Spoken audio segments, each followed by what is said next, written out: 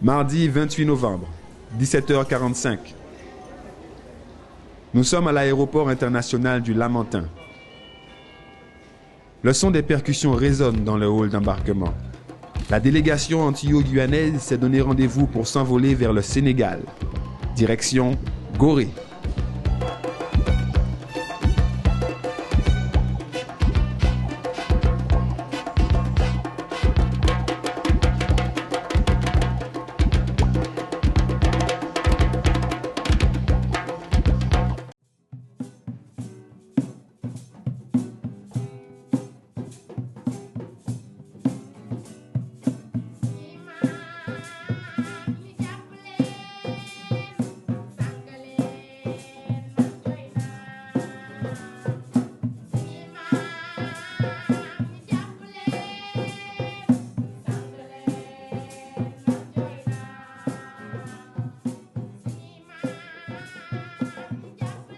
Après 13 heures de vol et 6 heures d'escale à Paris, nous voici enfin au Sénégal.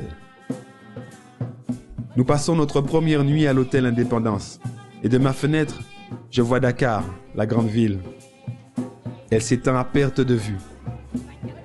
Son architecture, son flot d'automobiles et ses nombreux buildings la font ressembler aux grandes villes occidentales, bruyantes et enfumées, où tout le monde a l'air plus pressé.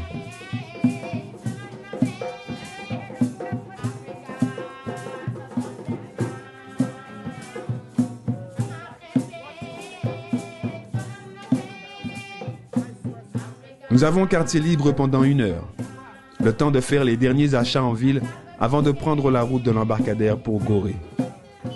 On découvre alors la ville, ses parfums et sa population.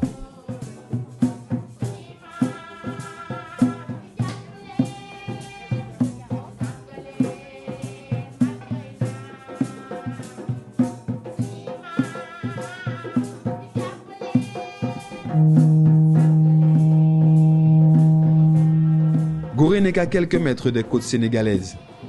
La pétrolette qui nous y mène fait la traversée en 20 minutes. Plus que 20 minutes avant de toucher la terre des sans-retour.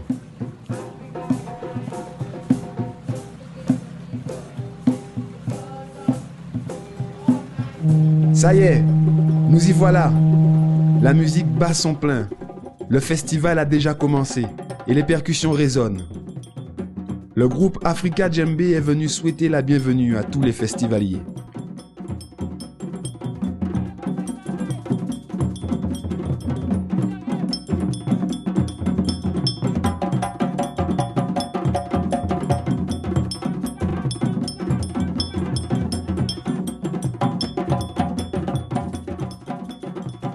L'île, les gens, tout vibre autour de nous.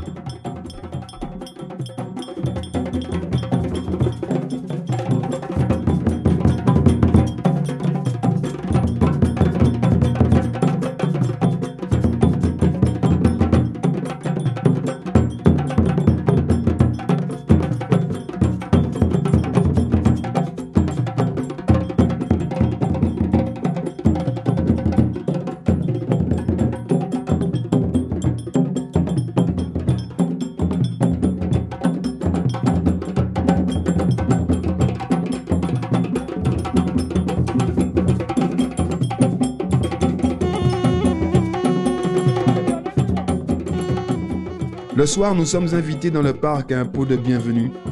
L'occasion pour nous de goûter au jus de baobab, de manger des spécialités goréennes, mais surtout de recréer des liens avec nos cousins si longtemps éloignés.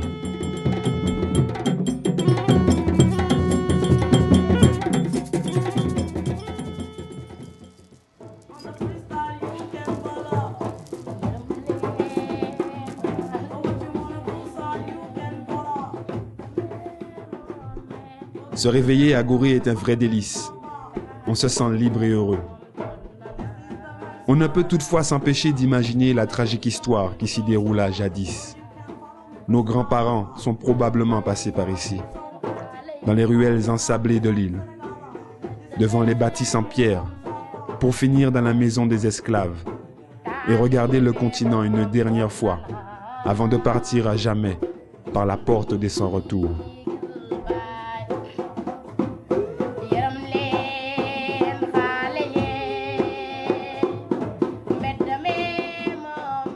Aujourd'hui, Gorée est une île où on vit paisiblement, sans jamais oublier que les souvenirs ne s'effacent pas comme de la craie sur une ardoise. Et les canons hissés sur les hauteurs de l'île et sur le musée restent les témoins de la tragédie qui entacha notre histoire.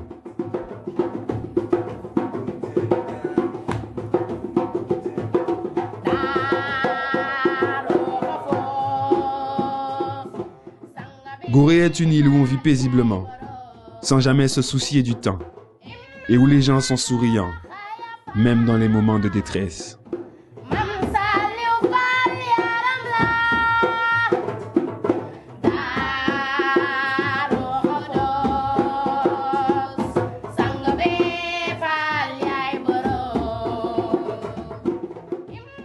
La Compagnie des Voix du Silence a tenu à rendre hommage au combat pour le respect des droits de l'homme en présentant une exposition de l'UNESCO, retraçant la déportation et la déshumanisation de tout un peuple, pour que l'ignorance soit la seule cause de l'oubli.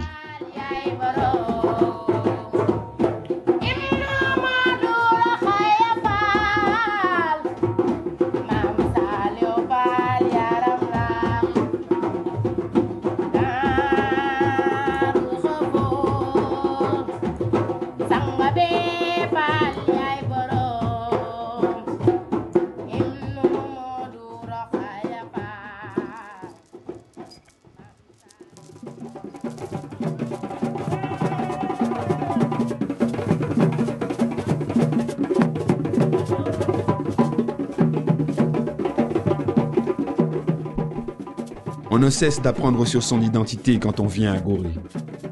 C'est en allant vers les gens que nous réapprendrons l'origine des choses, l'histoire oubliée de l'Afrique profonde, des riches royaumes du Dahomey et de ses perles rares.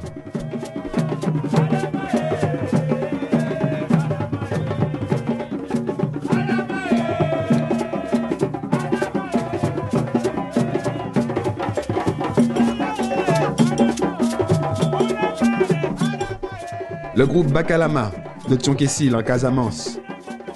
Le 29 novembre 2000, alors qu'ils étaient en guerre depuis 17 ans déjà, les tribus côtières de Casamance signaient un traité de paix, symboliquement la veille du festival.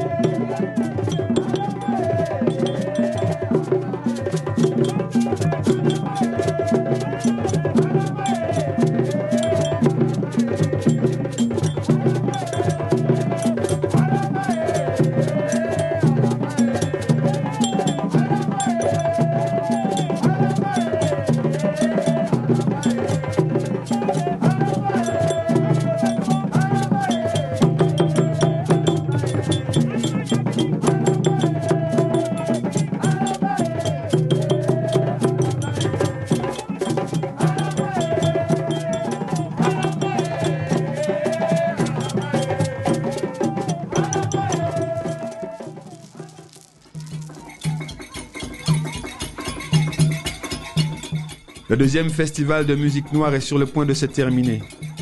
Alors on vit tous nos derniers moments intensément. L'Afrique et sa diaspora réunis. C'est un symbole qui nous tient à cœur et qui rend hommage au combat pour la création des maisons de droits de l'homme. Ce soir-là, le groupe Bakalama et la Bamboo Music fusionneront pour l'osmose finale.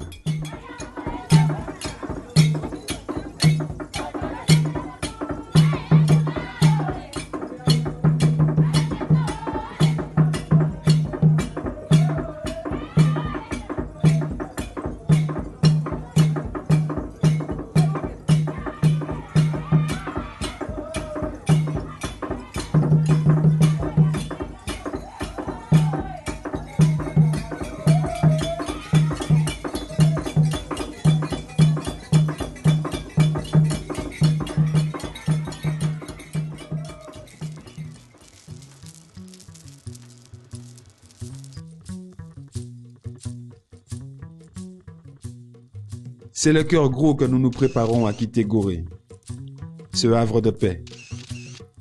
Mais comme pour un pèlerinage à la Mecque, on a le sentiment d'avoir accompli une mission. soulagé d'avoir au moins une fois dans sa vie fait le voyage du grand retour. Tout peuple en l'été, yeah, c'est nous-mêmes. Mais qui t'en nous qu'est comprendre? Mais qui t'en nous qu'est comprendre? Toutes étoiles qu'a clairé dans le ciel. Yeah, c'est nous-mêmes. Tout mon y croyance yo. Faudrait nous ça comprendre ça. Chaque homme, chaque esprit. C'est ça qui toute richesse la vie a. Jodi jour yo ka goumen.